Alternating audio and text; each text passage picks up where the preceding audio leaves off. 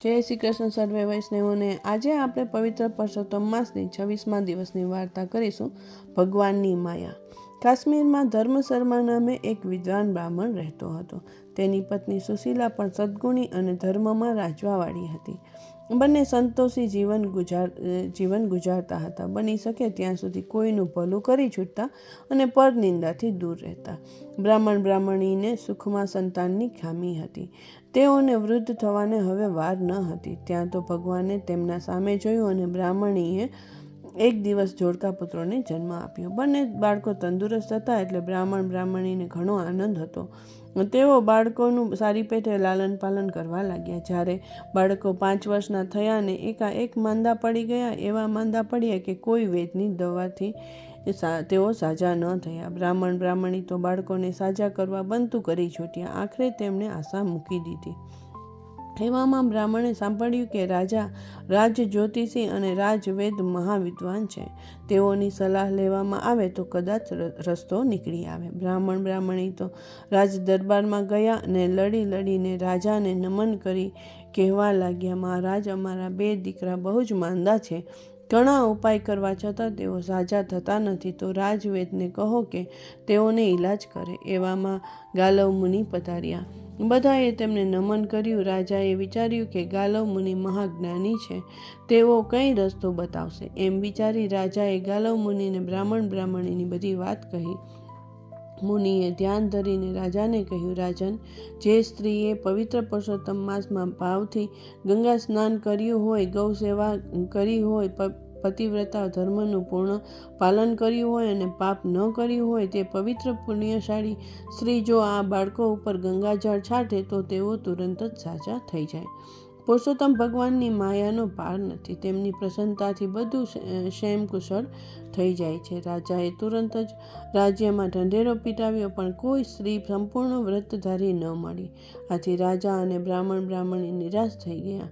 રાજ્યમાં માત્ર એક ભીલડી પતિવ્રતા અને ધર્મપરાયણ હતી।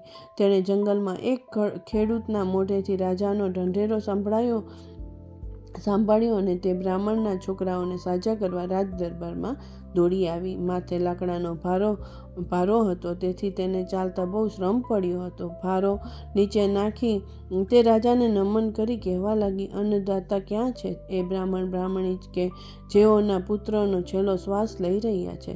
મને તેમના ઘરે લઈ ચાલો। પુરુષોત્તમ ભગવાનની કૃપાથી સર્વ સારાવાના થઈ જશે।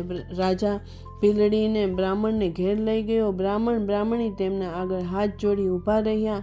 પછી તેઓ બાળકોની પથારી નજીક લઈ જઈ ખૂબ જ રડવા લાગ્યા।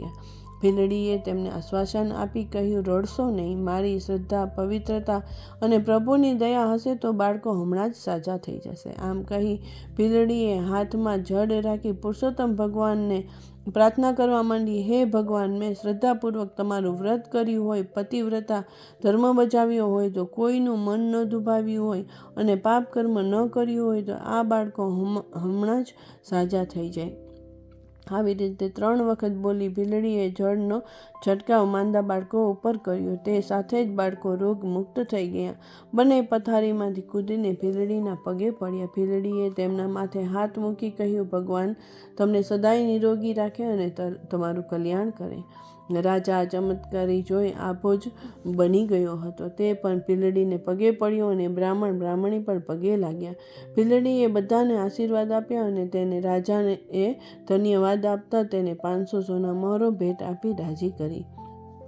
આ ખબર આખા નગરમાં પડતા બધાને પુરુષોત્તમ માસનો મહિમા સમજાયો અને ભાવિક સ્ત્રી પુરુષોએ આ વ્રત કરવાનો સંકલ્પ કર્યો। રાજા, રાણી અને બ્રાહ્મણીએ પણ આ વ્રત કરવાનું નિયમ લીધું અને પુરુષોત્તમ ભગવાને સૌનું કલ્યાણ કર્યું। ભીલડીના પવિત્રતા ધર્મનો વિજય થયો। પુરુષોત્તમ ભગવાનની પ્રસન્નતાથી તેને સારું એવું ધન મળ્યું, તેથી તે પોતાના કુટુંબ સાથે સુખરૂપ દિવસો પસાર કરવા લાગી અને ધર્મ ધ્યાન કરવા લાગી। અંતે તેનો વૈકુંઠમાં વાસ થયો। પતિવ્રતા તે સદગણી સ્ત્રી ધારે તે થાય, તેને પ્રભુ કૃપા ઘણી બોલે તે સિદ્ધ થાય।